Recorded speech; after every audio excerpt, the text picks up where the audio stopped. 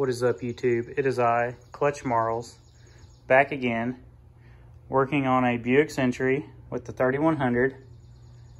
They told me it had a blown engine, so we're going to see if it's the head gasket or what's going on there. I have noticed that it is leaking oil out the bottom, so who knows what we're going to find. So I'm going to show you guys how I remove the engine and transmission from these cars. First off, you're going to take these off each side, your upper motor mounts. That'll clean things up a bit. Okay, so now that you got the mounts and the supports out of the way, put the bolts right back in the holes. You will thank me later. When you go to put it all back together, you won't have to be digging through a bucket full of bolts. Makes life easier. Next up, we're going to take the battery out. You technically don't really need to. It's fine where it's at, but you got a chance of hitting it, and you know, this is a derby car anyway, so we don't need the battery there, so let's go. Okay, so next up, I'm going to take out the air filter, the housing, and all of it going back to the engine, and the upper radiator hose. Okay, so over here on the air filter housing, back behind it, I found the computer. If you are doing this on a street vehicle, you're going to need to keep that. You know, that's important.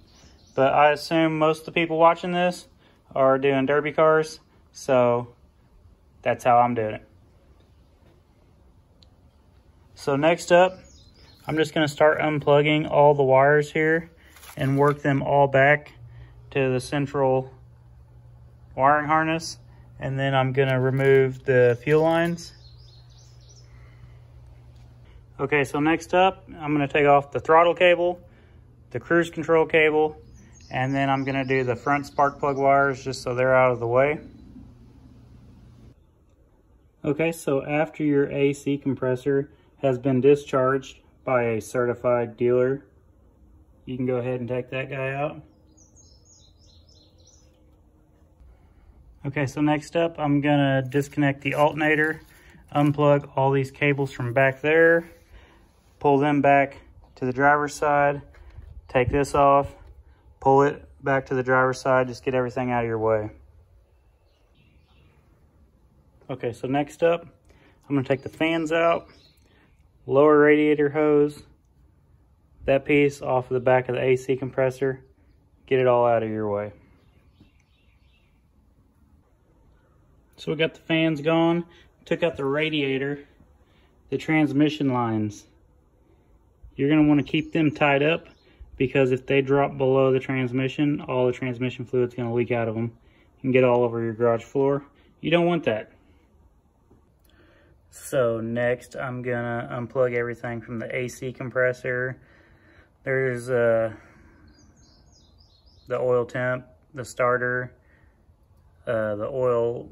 There's a plug on the bottom of the oil pan, and take off the ground wires and pull all that back. So once you get all those wires worked back, that harness should come completely out of the car. Next up, I'm going to take the hose off the brake booster and take the heater core hoses out.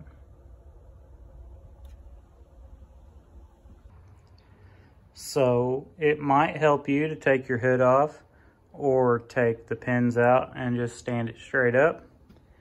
Next up, I'm going to take the serpentine belt off and the power steering pump. Power steering pump doesn't have to come off. You can take the lines off, but then all the fluid is going to leak out all over your floor. So that's why I am taking the pump off. Okay, so all these engines are built just a little bit different. This is my first time messing around with a Buick Century. So to get the power steering off, you're going to have to take the alternator and bracket off because the return line goes up and down through there, whereas the feed comes in the bottom. So you can either take this off or take this off, which once again, it's probably going to leak fluid everywhere, and I'm trying not to make a mess. So we're going to take the easier out and take the alternator bracket off.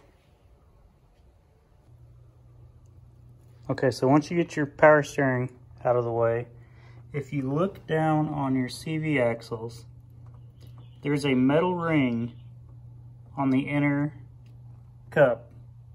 You're going to want to cut that ring on the driver's and passenger side.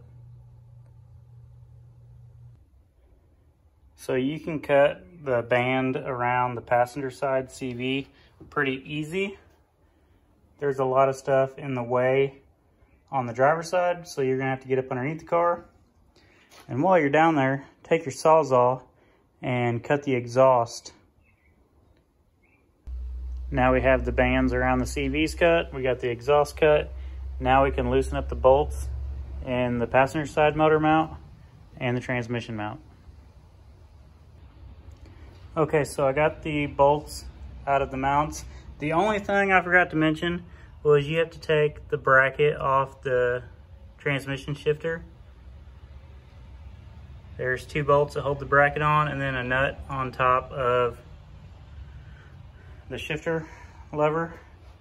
And now you should be able to hook a chain up to it and start pulling it out.